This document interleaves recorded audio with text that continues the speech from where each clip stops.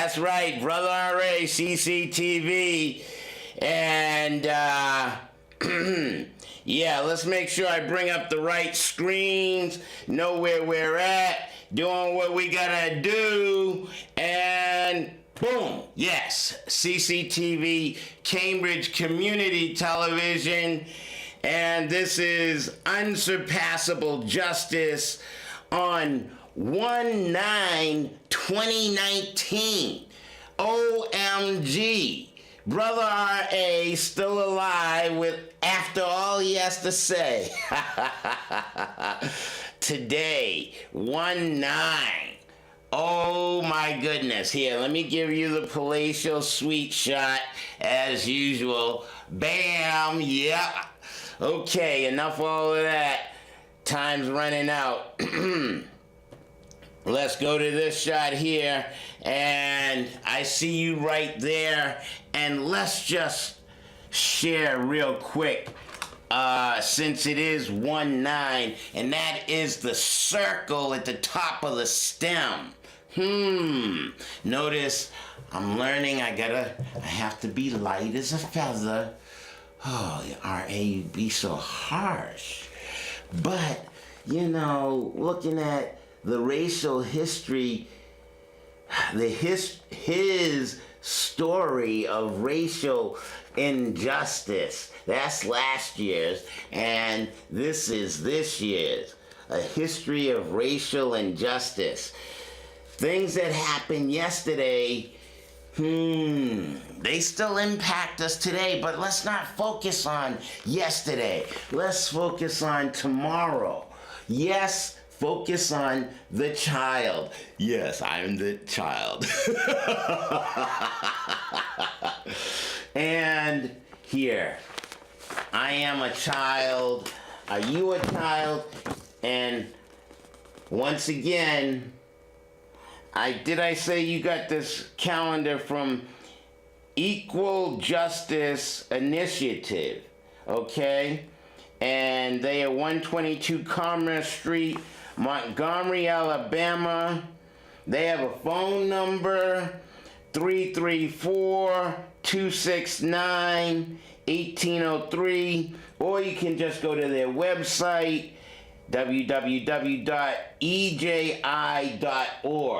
okay? And I'm not going to share all of the pictures. Y'all just have to get a calendar and see. I do believe they're about $4 or whatever. But let's continue. Time's not a brother's friend. Let's jump right into where we left off from last week, dealing with Mr. Connett, Paul Connett, and he was dealing with fluoride. And he has a particular website. But here, let's finish up with what he had to say from last week. Let's go back a little bit, and so there's a little bit of overlap, and you have some continuity and perspective.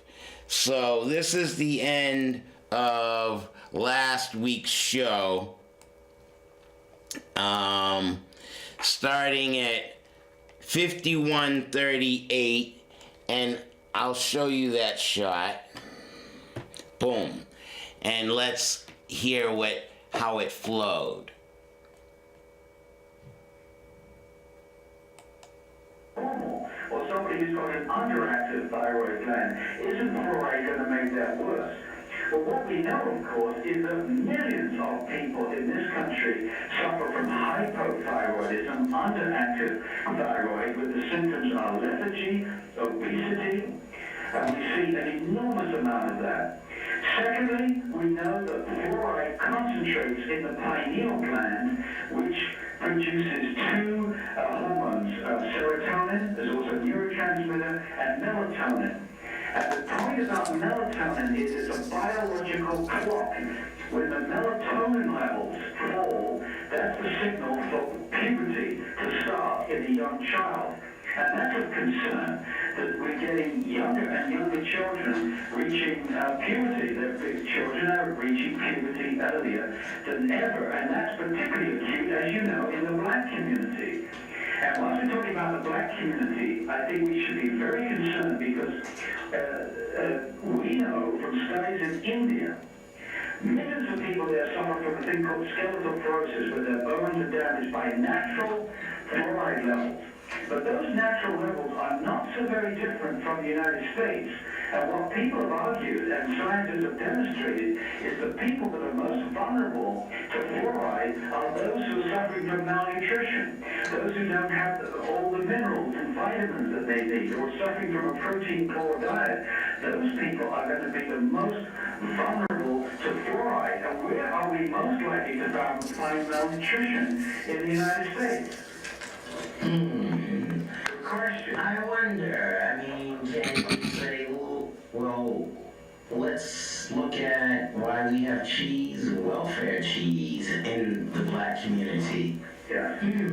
Let's have milk on every child's tray. Let me take this opportunity for a musical interlude, just because we're getting real deep up in here. Hold the line, Paul. And that's that from that particular week. Let's come back here and jump into the continuation of that particular conversation with Paul Connett discussing fluoride. And like I said, time is not a brother's friend. 57 minutes is not long, so let's just go right back into that discussion with him from last week to this week. And remember, the circle at top of the stem, today is that day, 1-9.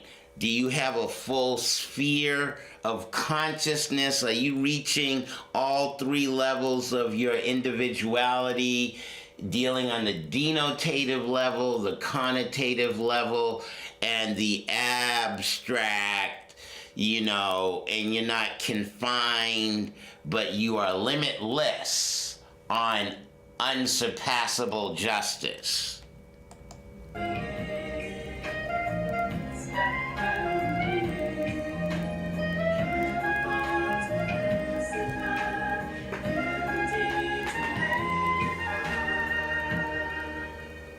Let the sideshow begin. What is the sideshow? Are we being distracted deliberately by the media? How come you haven't heard of this information before? Are we really being played for fools? Is this really April Fool's Day? We're getting ready to file taxes, and another one that talks real black is Irwin Schiff, talking about filing state and federal income taxes is voluntary, and you don't have to volunteer to support an oppressive government. We've mentioned the EPA. We talked about the national standards. We talked about the national organic standards. We've talked about the FDA, I'm sure Paul Connett's going to talk a little bit more about the FDA and their role in this. But let's get back to how specifically fluoride attacks the blacks. We were dealing with the pineal gland. Now my question for you, Dr. Connett, is the pineal gland. Now, you're saying it deals with serotonins and melatonin, and for black folks have a active pineal gland, and others have a calcified pineal gland? Well, no, the pineal gland is a calcifying tissue. That's the shocker. Just like the teeth and the bones, this little gland, which is in the middle of the brain, it's not protected by the blood-brain barrier, has a very high perfusion rate of blood. And it's a calcifying tissue. It lays down the same crystals of calcium hydroxyapatite as the teeth and the bones. And therefore, it's a magnet for fluoride. And when they've analyzed corpses, they found very, very high levels of fluoride in the pineal gland, and therefore they were concerned that this might interfere with the production of melatonin. And when they did the animal studies, that's exactly what they found: lower production of melatonin, and what they would have predicted an earlier onset of puberty. And if you put that against the notion that we're getting much, much earlier puberty in this country, especially in the black community, you have to wonder if this hasn't got something to do with fluoride. Well, not only the fluoride, but of course, the McDonald's and Wendy's are in the black community, and whether they serve the beef, in my whole analysis, with the steroids or the hormones that they feed the calves to get them to market quicker, it doesn't dissipate out of the flesh once it's dead, so then the children eat it, and then you're capable of having a 9-year-old give birth to a baby. Yeah, and it's very, very scary that. Here's another thing that's scary for you. There's a recent study by two authors, one Professor Masters at the Dartmouth College and Myron Copeland, who's an engineer in Massachusetts. They found a very strong correlation between the level of lead in children's blood, which is a very problematic for the inner city. The level of lead in children's blood is correlated with the use of silica fluorides in the drinking water. Not sodium fluoride, but the silica fluorides. And they've also repeated that study in New York State. The same thing, a correlation between blood lead level and the use of the silica fluorides. Now, if you've already got children who've got high levels of lead in their blood in places like Boston and other cities in Massachusetts, this use of silica fluorides is going to make that worse.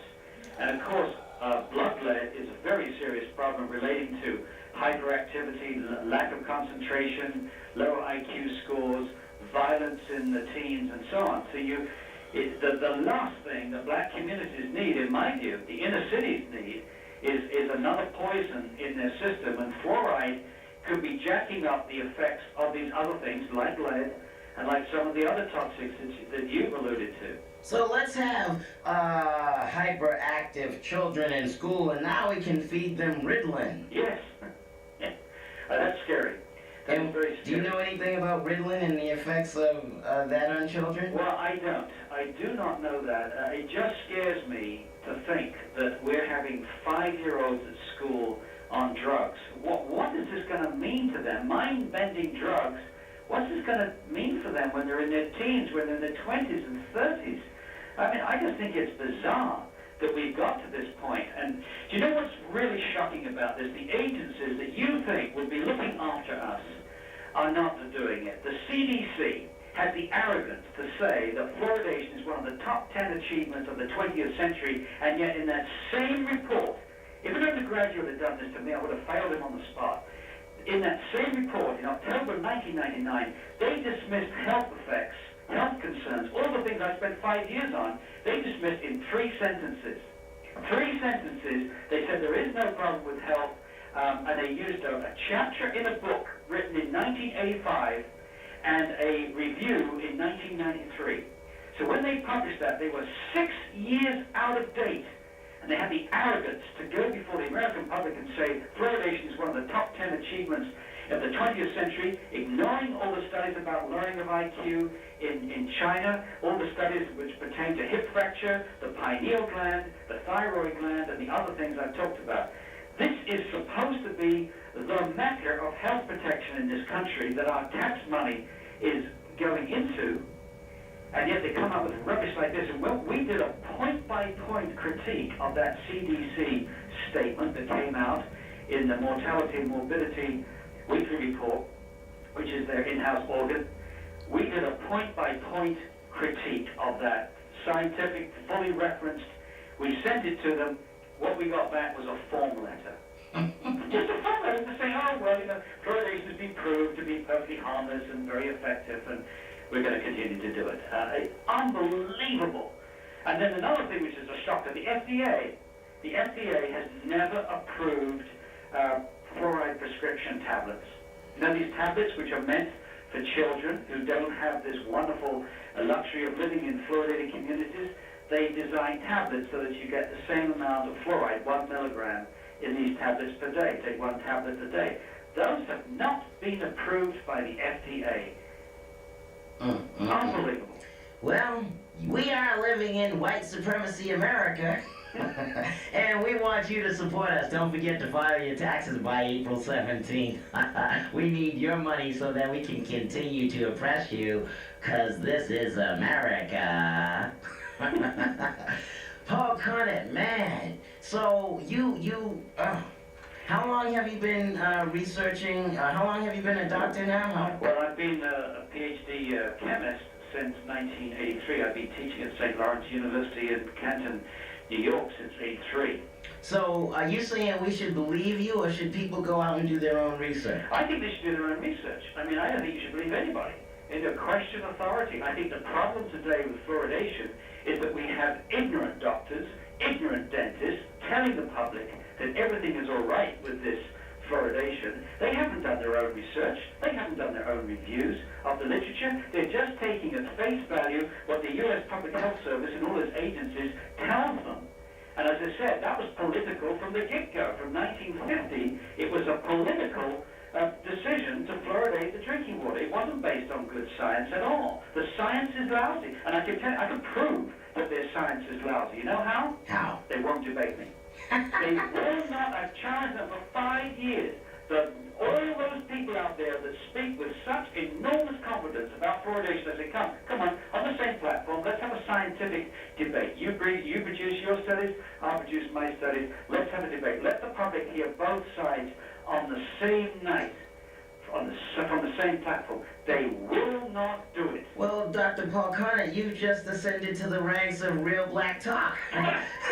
I'm telling you, because most authorities, most established authorities, won't debate the research of the guests, the real black. I mean, it's the same with Robert Cohen. Now, Robert Cohen, the author of Milk the Deadly Poison, was a guest on a show that I produced for another radio station, and the Dairy Council of New England called me and said, oh, well, we see that you're going to have Robert Cohen on, and we'd like to have somebody come on and debate him or have a juxtaposing idea. And then they called me back and said, well, none of the doctors I found, none of the doctors we talked to said his credentials weren't worthy and his research is flawed, so we are not going to even bother to address his particular issues.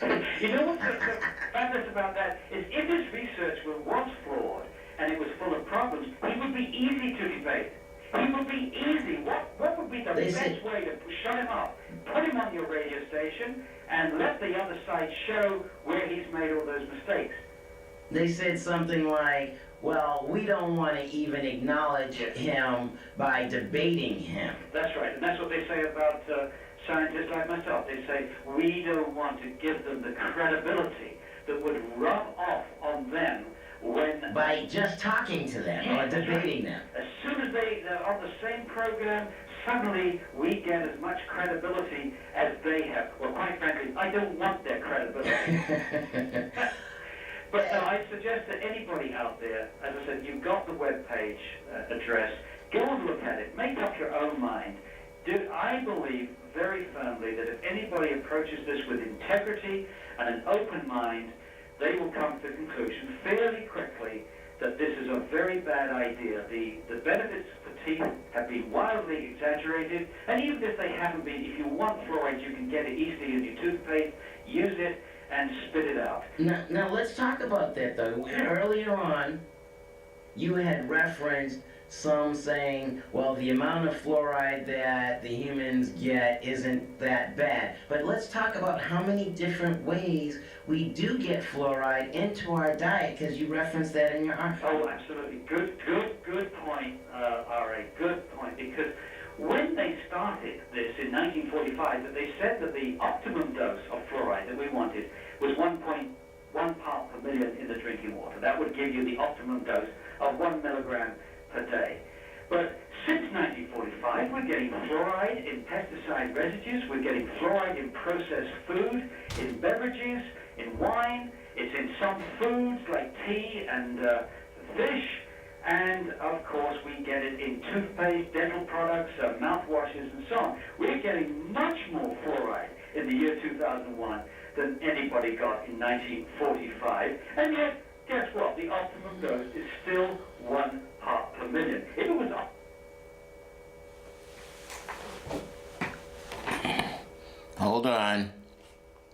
let's go to part 3. And that's right here, as long as I can see. In meditation. Intended dose. And incidentally, this is also proof. The fact that we are all being overdosed with fluoride today is proved by the levels of dental fluorosis. There's no doubt whatsoever that mottling of the teeth, these little white patches which get yellow, orange, brown, and eventually tipped, this condition is caused by one thing and one thing only, and that's exposure to fluoride during the growth of the tooth, before the tooth is erupted. And they wanted, when they started this experiment in 45, they wanted to hold that down to 10% of the population would only have this. Today, in some communities, it's as high as 80%. But the average across the whole of the United States is 30% on 2 teeth and up to 64% on 1 tooth.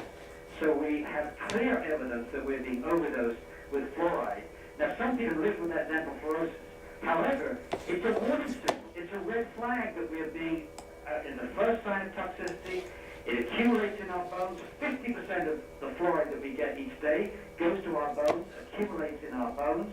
We have 20 studies which have looked at an association between hip fracture and drinking and living in fluoridated communities. 11 of those 19 or 20 studies indicate an association. One of them a dose-response thing where you double the drinking level in drinking water, you double the rate of hip fracture. And of course, we've had experiments where we've given fluoride tablets to women with osteoporosis in an effort to reduce hip fracture, and guess what? It increased hip fracture. So we've actually had the experiment. We've had the high-dose experiment. So the benefits to teeth have been exaggerated. If you want to use the fluoride, it's out there. You can have it in toothpaste and spit it out. You don't have to expose the rest of your body to it. You don't have to impose it on people that don't want it and don't need it. You don't have to impose it on vulnerable groups, and I include the inner city for the reasons I've already gone through. And we have all these health concerns, and it doesn't need many of those health concerns to turn out to be valid 20 years from now. The trouble is, their attitude is, let's wait and see. You prove, with your investigations, which we won't fund, but you prove that there's been damage, and we'll stop. Well, once somebody has actually proved that indeed hip fracture is caused by fluoridation, and lowering of IQ is caused by fluoridation, it'd be too damn late. There are millions of children and millions of elderly people, and the Alzheimer's and everything else. So we've got these huge problems that we don't know what's causing. Early puberty, we've mentioned, osteoarthritis. The symptoms of osteoarthritis are identical to the first sign of skeletal fluorosis as identified in India. The symptoms are identical to osteoarthritis. And then we've got hypothyroidism, possibly Alzheimer's disease. I mean, it's just mind-boggling. This whole thing is just sheer lunacy. It's a question of who wrote this play, George Orwell or Kafka. So, Dr. Connett, in this article, the whole purpose for you to write this article was to argue the case against use of fluoride in organic agriculture. Absolutely. Now, I thought that these people would be very sensitive to pesticides and the whole trying to avoid toxics, and yet the government is including toxics in their precious organic food. so you mean when I go to Trader Joe's or when I go to a Harvest or Bread and Circus, these organic food providers for the community, you mean I spend a little bit more money because I'm getting organically grown food, but then there's fluoride and the pesticide used by the farmers, so then my organic food is not necessarily organic? Yeah, that's the sad thing, that the people have been, you see, one of the problems, as I mentioned before, fluoride is toxic. Fluoride is a pollutant. But because of this massive public relations exercise, both with fluoridation of the water and with the use of fluoride in toothpaste, everybody goes around thinking that the fluoride is safe, it's benign, it's no problem. And therefore, they get away with silly things like including sodium fluoride in the organic standards. And I'm not saying that organic food is necessarily any worse than regular food, certainly not worse than food processed with fluoridated water, but I think we're so overdosed on fluoride today that we've got to look at every source. We've got to look at every source and eliminate it wherever we can. And I don't think organic farmers knew this. I don't think they were conscious that this was a problem, and that's why I was so urgent to write this article to let them know that what was happening right under their noses. What you don't know will kill you. It could do. But happiness is, what is it? Ignorance is bliss. Ignorance is bliss, absolutely. I like to be ignorant. So you can remain ignorant, and we can, now, okay, we've enumerated so much of the problem, Dr. Connett. Yeah. And now, you know, I showed this article to Nina La Negra, the co-producer of the show, and she's like, I'm tired, alright, I'm tired, what are we gonna do? What's the point? What's the point? Why? I don't care anymore. What's the point? So, what can we do? I mean, look, realblacktalk.com, we say don't eat the meat, don't drink the water. I'm like, everything is bad for you. What can we do? Well, I've got some good news for you. Yeah. I mean, one of the nice things about fluoridation is probably one of the easiest environmental issues to solve. Just turn off the bloody tap. I mean, just turn it off. Don't drink. We're adding this toxic substance to the drinking water. We don't have to add it. If we had political pressure, they would have to stop this. If we had political pressure, if your listeners were to phone up their congressman, write their congressman, phone up the governor of the state, Senator Kennedy, and said, look, we don't want this toxic substance in the drinking water. We don't care if it's best in suicide prayer. We don't want it. You have no right to force it upon us. The outcome for it is so simple. You just switch off the tap. F off. Switch off the tap. But is there any guarantee if I don't, because you know we're told to drink 8 glasses of water a day. If I don't drink it from the tap, that means I have to buy spring water. Now, is there any guarantee that there's no fluoride in the spring water? Well, no, there isn't, because we're not required in this country, the bottled water manufacturers are not required to put the chemical constituents in that water. So you have to have the water tested. This brings up another point. Sometimes they promote fluoridation on the basis of equity. They say, look, the beauty of fluoridation, it doesn't matter whether you're rich or you're poor, this is a way of protecting your teeth. We give it to everybody. It's equitable. And that's attractive to liberals. However, it's the poor people that can't avoid it. Now, I'm a professor. I can afford to get bottled water. I could probably afford a distillation apparatus or reverse osmosis at about $1,000. But poor people living in the inner city, they can't afford to avoid fluoride once it's in the water. They don't have these options. So it's not equitable at all. It's punitive on the people that are most vulnerable. It's punitive on 9/10 of the world's population. Since 9/10 of the world's population is people of color, it's punitive on the people that that listen to this show. Yeah. Well, you know, you bring up another point, because the vast majority of countries do not fluoridate.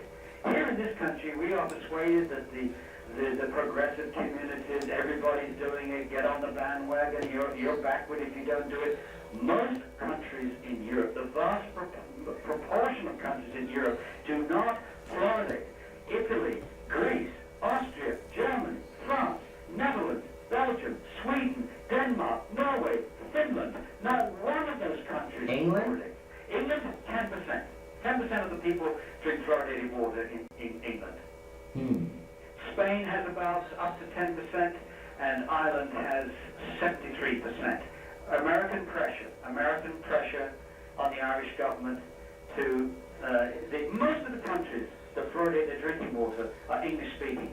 Australia, New Zealand, 10% in England, Ireland, Canada, the United States. About 350 million people drink fluoridated water worldwide. Most of them live in North America. It's an Anglo-American phenomenon.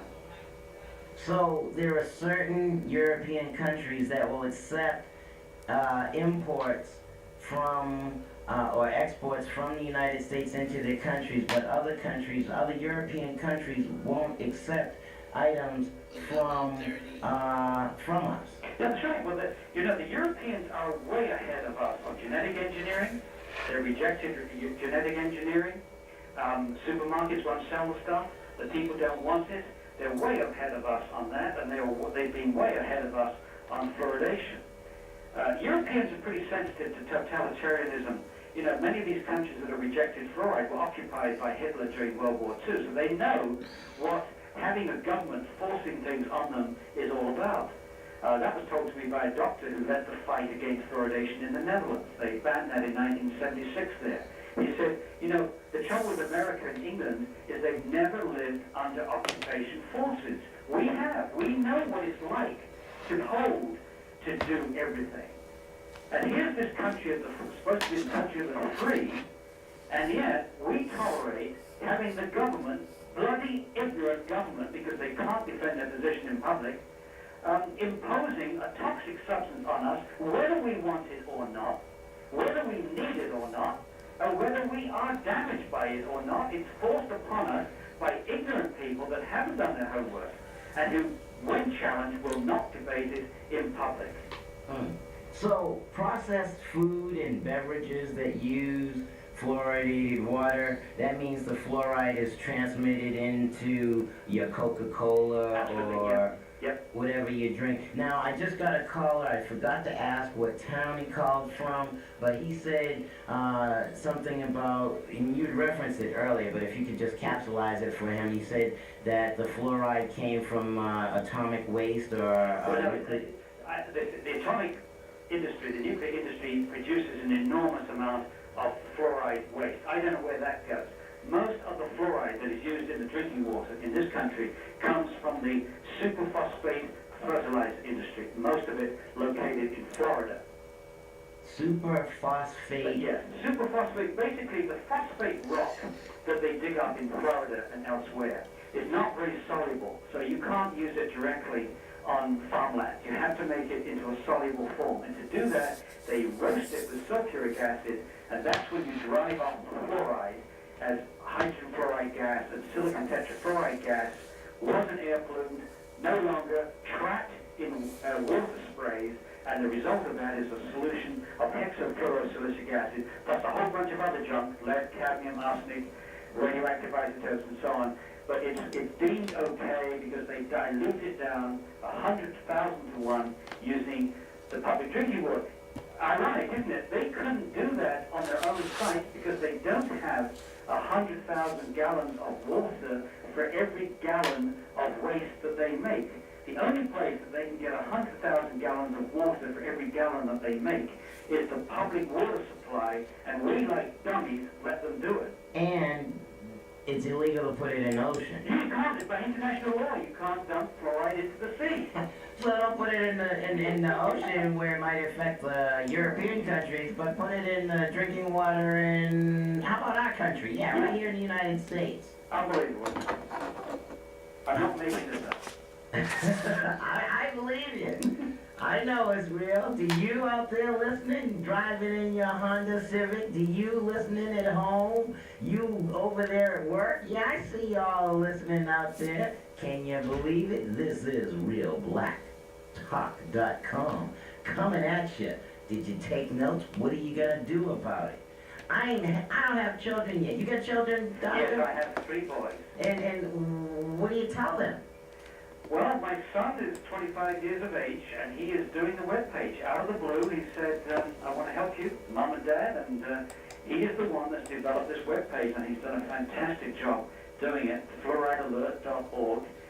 So he's involved. My middle son is also involved. But it is difficult. I'm afraid to have kids. I don't want no 9-year-old giving birth. I don't want no... I mean, there's just so many diabolical plans. I mean, during the news report, they talked about AIDS, and I know that AIDS was created as a population control measure. How many population control measures are there? Yeah, I mean, we've discussed on Real Black Talk, don't drink the milk, don't eat the meat. Now we're saying don't drink the water or else you end up with the tap water disease. What's the tap water disease? Alzheimer's, thyroid. What's the list of those diseases you get from drinking the tap water? Well, as far as fluoride is concerned, we're concerned about accumulation of fluoride in the bones, possibly osteoarthritis, increased hip fracture, accumulation of fluoride in the pineal gland, lowered melatonin production, earlier onset of puberty, interference with the thyroid gland, possibly contributing to underactive thyroid, hypothyroidism with many litany of problems, lethargy, and of course obesity. I mean, when you look around the United States and you see all these fat people, it isn't just a question of them eating too much. It's more than that. And of course, the other thing, go back to that business of sugar.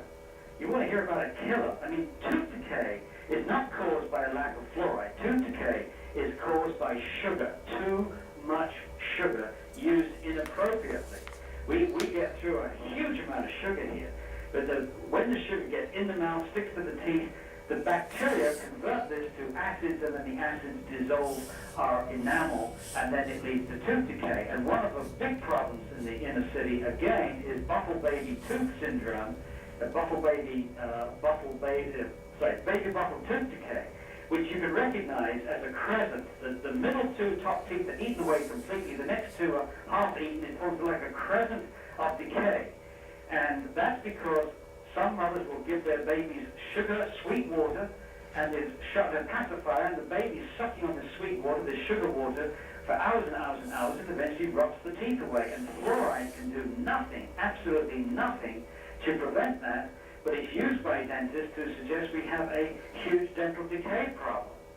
But sugar, we are consuming far too much sugar. And remember what the Sugar Research Federation said in 1950, we need a way of reducing tooth decay without reducing our carbohydrate consumption. And fluoride was the magic bullet.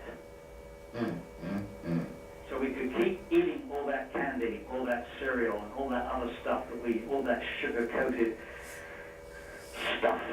Let me ask you, Doctor, what's your wife's role in all of this? She co-authored this article with you. Yeah, my wife has been editing a newsletter called Waste Not for about 13 years. Prior to this, I didn't want this issue, Brother R.A. I did not want this issue.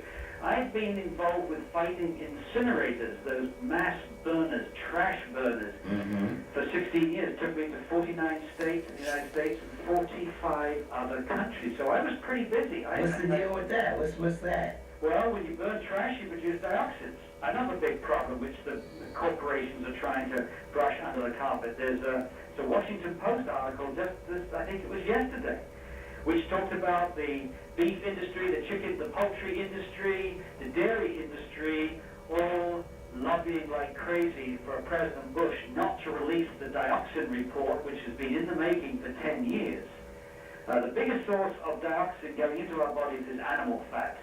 Another reason to become a vegetarian is to avoid the animal fat. When you get animal fat, you get all the persistent organic pesticides like DDT and other stuff, and you get the dioxins and the furans. And up to relatively recently, the biggest source of dioxins and furans going into our food supply was from trash incineration, burning garbage, if you please. And that's taken me to 45 countries fighting those monsters. We've been very successful. They haven't built one in the United States for 7 years. They didn't build one in Boston. They wanted to. That was interesting. They were going to build the incinerator in one of the poorer communities in the Boston area.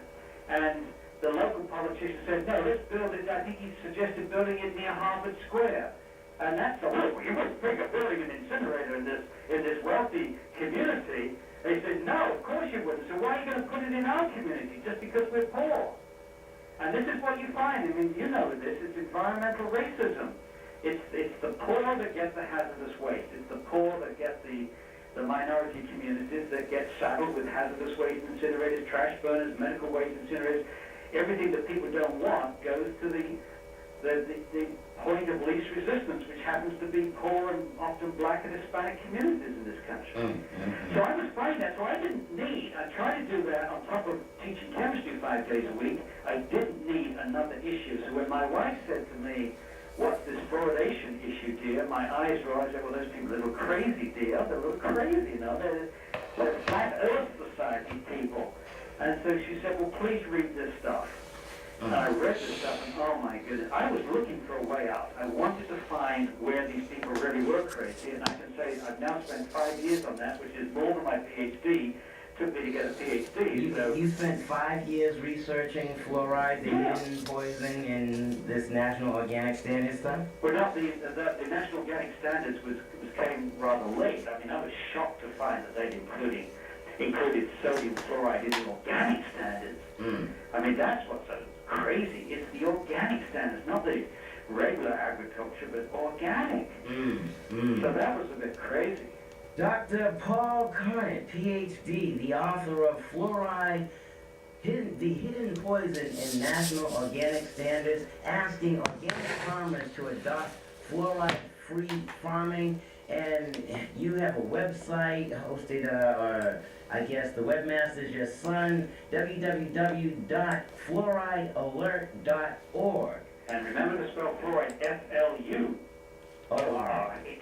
Okay. U before O. That's it. Hey, Dr. Connett, thank you so much for, imparting so much wisdom and knowledge in this hour of conversation with you. I do have Jim Mars on the phone line, ruled by secrecy, so we're going to jump into his conversation about naming the players who actually want this to happen. Can you imagine there's somebody out there planning and wanting this to happen, Doctor?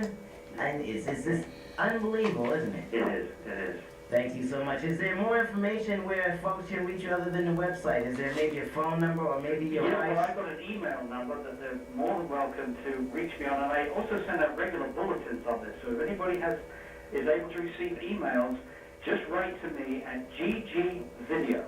GG At northnet, one word, northnet.org, O-R-G. So that's GG, as in the letters G, video, at northnet.org. Just indicate that you want regular bulletins on this. I'll just add them to the list, and they'll get them every few days. And what about your wife's waist knot? Is there some information how folks can get that? I think probably the best thing on that is to if you're interested in that, just mention that on the same email. That'll save people doing too much. Okay. Very good. Thank you for your time. Thank you very much. Take care now. Thank you. You're welcome. Bye. Peace. Yes, we're talking real black now. Let's go really quickly to Jim Mars, the author of Ruled by Secrecy and the author of Alien Agenda. Welcome once again to Real Black Talk. Jim, how are you? Well, I'm doing great. It's good to be with you. Thank you so much. Yes, I missed you the last time I was on stage, and I was unable to talk to you, but Nina La Negra held down the fort and talked to you. Now, you're going to be our guest next week, where we're going to have a full 45 minutes or so with you. And can you just give us a little prelude? We just talked about this fluoride. You had mentioned some of this fluoride stuff to me and naming some names. What's your perspective again?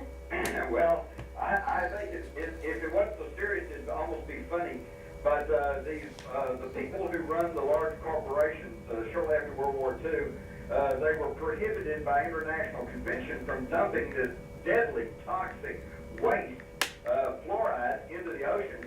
So they turned around and now they've got us all to drink it in our drinking water. Isn't that clever? That's beautiful. Now, which organizations, can you name some names for us? Because that's what we want to not just talk about white supremacy or talk about the boogeyman. We want to name some names, some organizations. That's how we get the real black talk. Okay, well, let me tell you something. I think you're going to find at the heart of the new world order, the people who actually run the corporations that run our lives are centered in what I call secret societies, and that would be the Trilateral Commission, the Council on Foreign Relations, and the inner core of these two groups that meet secretly each year under the name Bilderberger. And it is these groups who are laying out the agenda for the society and for the lifestyle that all the rest of us are going to have to live thing, R.A., this is what I say, is that I'm not just automatically opposed to these people. Maybe they're the ones that should be running things. But two questions come to mind. Number one, their track record is not very good. These are the same people who have been running things for the last few hundred years, and we really hadn't had an easy time of it, have we? And then the second thing is, let's assume they're successful and they get their globalization or their new world order or their, one world government run by the United Nations, with all the good and bad that implies. If it's all centered under one central global control, what is our guarantee that some new Hitler-like tyrant won't gain control over all of that? Well, he's already in control. Almost. But we, at least in this country, we still have a Constitution and a Bill of Rights, which has, even though it's been a rocky history, and, there's been problems all along, but, for example, how far could the black man have come if we had not had at least lip service paid to freedom and to Bill of Rights and to this, that, and the other thing? It would have been much tougher, I think. Talking about how far have we come? Well, I don't know how far we have come since the police around the country can randomly shoot black men at random. I mean, just... Well, but I can remember a time when they do that and nothing was said about it. Oh, that's it. We have made some progress. You got a good point. So now we can let your black man in this discussion about it. It even appears in... there's people that file lawsuits and there's people who say you can't do that, and at least it is being discussed. I think most people would agree there has been progress, okay? Although maybe not as swift as we all would like. Really quickly, I know that you're out and about and you have to get back to what you were doing, but on your cover of your book, you're talking about hidden history that connects the Trilateral Commission, Freemasons, and the Great Pyramids. You talked about the black man. There was a black man that created the Great Pyramids or not? Well, we don't really know. I'm going to leave him there, and we're going to go ahead and jump into reading some Tao, 180, Force, and a sword is never sheathed. That's the covering. So, until it has tasted blood. A good swordsman is seldom seen with a sword. Many centuries ago, there was a wanderer who was constantly chased by assassins. He was the best swordsman in the country. His challengers wanted to overcome him and thereby establish their own fame. Although the swordsman had long ago repented his killings and had renounced his status, he was still considered the best. Over and over, his enemies came for him, and just as many times he defeated them using things at hand: umbrella, fan, sticks. He did not draw a real sword, for he knew he was far too lethal when armed. So it is that the wise remain humble, so that others are not aroused against them. They avoid conflict whenever possible. If trouble comes, to seek them, they use only the bare amount of force in return. To go further is to fall into excess. I have just read page 180, Force from 365 Tao. I will go ahead and continue to read 181. Axle. The mind is in spinning wheels at the navel, heart, throat, head. The connecting shaft is emptiness.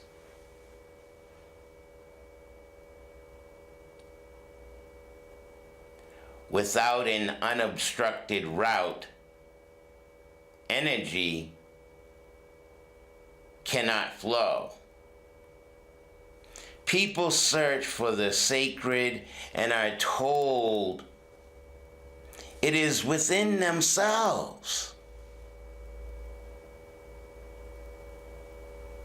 It is sometimes difficult to see how literally the sages mean that. They see the mind as existing in other areas of the body, in addition to the brain. These centers, nominally functional in the average person, are called chakras, or wheels by those who follow Tao. Through meditation, one becomes acquainted with each of them and learns how to release power so profound that one is literally divine. The concept of void is central to many philosophies, including that of Tao. However, it seems so abstract at times. Here, void has a functional role. Here, void has a functional role. The pathway connecting the energy centers of the mind is like a long shaft beginning from the perineum and ending at the top of the head. If not for emptiness or hollowness of this shaft, the sacred energy of the body could not be conducted. All the diversity of our lives is merely a manifestation of our minds, expressed through the turning of the various wheels within ourselves. The more they turn, the more complex circumstances and thinking become. However, if we want simplicity and tranquility, we know only go to the center of the spinning mind, where it is empty and still. Thus, it is said that diversity comes from the revolving of the wheels, and the origins come from the central void.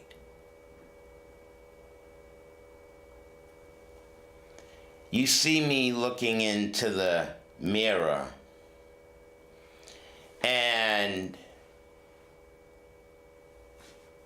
work to make sure my spine is plumb erect, my chin is level. I allow the energy to descend. I allow the earth's energy to rise. Now, where are my eyes?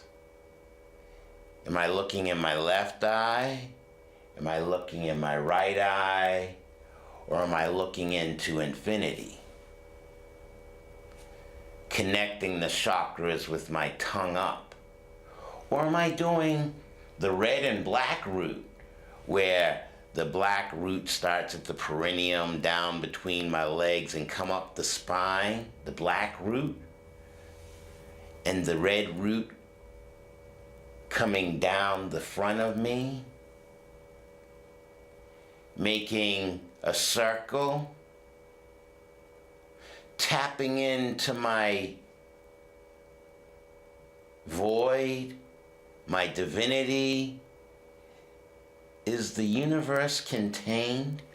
All right, I got 45 seconds left, and I barely touched the surface of anything I wish to discuss. But I guess we'll have to continue all that next week. Let me start moving this stuff back here. Y'all can watch the overhead shot, and I'm gonna try to run my mouth some and try to get this place set up. And for her, gotta move this back. I'm not using strength. And that's not the overhead shot. That's the overhead shot, bonehead. Okay.